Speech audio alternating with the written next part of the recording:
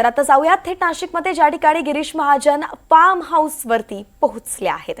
खरं तर नाशिकमध्ये मोठा राडा आपण पाहिला। नाशिकमध्ये पोलीस संरक्षणामध्ये मंत्री गिरीश महाजन आता फार्म हाऊस वरती दाखल झालेले आहेत। नाराजांची समजूत काढण्यासाठी महाजन या ठिकाणी दाखल झालेले आहेत। गिरीश महाजन स्वतः एबी फॉर्म देणार आहेत आणि त्यासाठीच आता नाशिकमध्ये ही सगळी खलबत सुरू झाली आहे।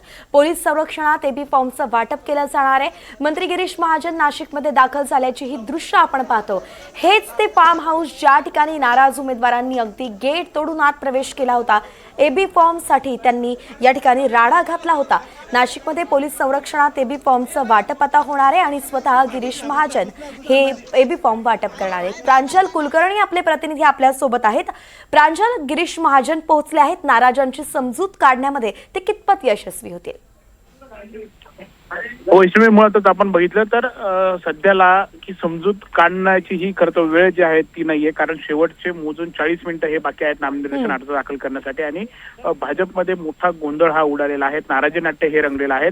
विल्लोळी परिसरामध्ये जो विजन व्हिला नावाचा फार्म हाऊस आहे, इथे आता आपण समोर जर बघितलं तर पोलीस देखील दाखल झालेले आहेत आणि पोलीस बंदोबस्तात एबी फॉर्मचं वाटप केलं जात आहे असंच खरं म्हणावं लागणार आहे।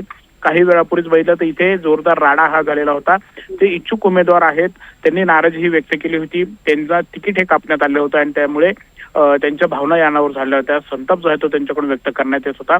खास करून भाजपच्या ज्या नाशिक पश्चिमच्या आमदार सीमा हिरे यांनी खरं तर आम्हाला निष्ठावानावरती ते अन्याय करतायत, पैसे त्यांच्याकडून घेण्यात आले आहेत असं देखील गंभीर आरोप हा करण्यात आलेला आहे। आणि एकंदरीत आपण बघितलं तर या सर्व राड्यानंतर आता इथे मंत्री गिरीश महाजन देखील दाखल झालेले आहेत। सध्याला आता मंत्री गिरीश महाजन, आमदार राहुल डिकले असतील, आमदार सीमा हिरे असतील आणि इतर प्रमुख पदाधिकारी हे मध्ये उपस्थित आहेत। आणि समोर आपण बघितलं तर या फार्म हाऊसच्या बाहेर स्वतः डीसीपी असतील, एसीपी असतील हे इथे आहेत। तर फार्म हाऊसच्या बाहेर देखील स्वतः पोलीस आयुक्त दाखल आहेत आणि कडेकोट पहारा या फार्म हाऊसला देण्यात आलेला आहे। एकंदरीतच आता शेवटचे काही मिनिटं शिल्लक आहेत आणि अशातच भाजपला चक्क पोलीस बंदोबस्तामध्ये फार्म हाऊसचं एबी फॉर्मचं वाटप जे आहे ते करावं लागतंय।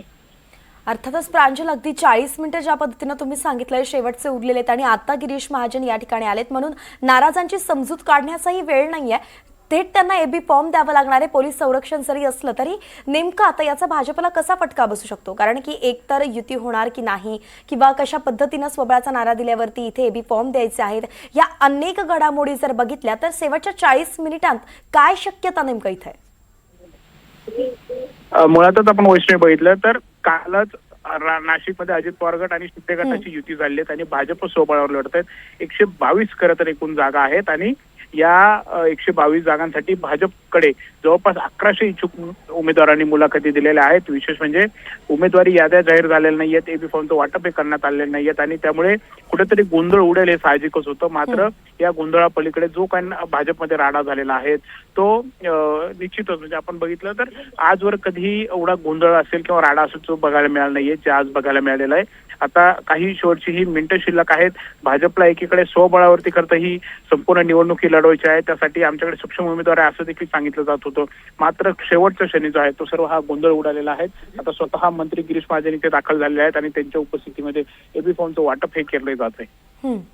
प्रांजल, आपल्याकडे याचे वेळोवेळी अपडेट्स असेच घेत राहू। नाशिकमध्ये नेमकं काय होतं हे पाहावं लागणार आहे। शेवटचे 40 मिनिटं आहेत आणि ते सगळे महत्त्वाचे आहेत। 122 जागांसाठी सुमारे 1100 उमेदवार या ठिकाणी आहेत, इच्छुक आहेत आणि या सगळ्यांमधून नेमकं कुठल्या 122 जणांना एबी फॉर्म दिले जातील आणि ते 40 मिनिटांत आपला अर्ज दाखल करू शकतील का, हे मोठं आव्हान आता भाजप समोर, नाशिक भाजप समोर आहे।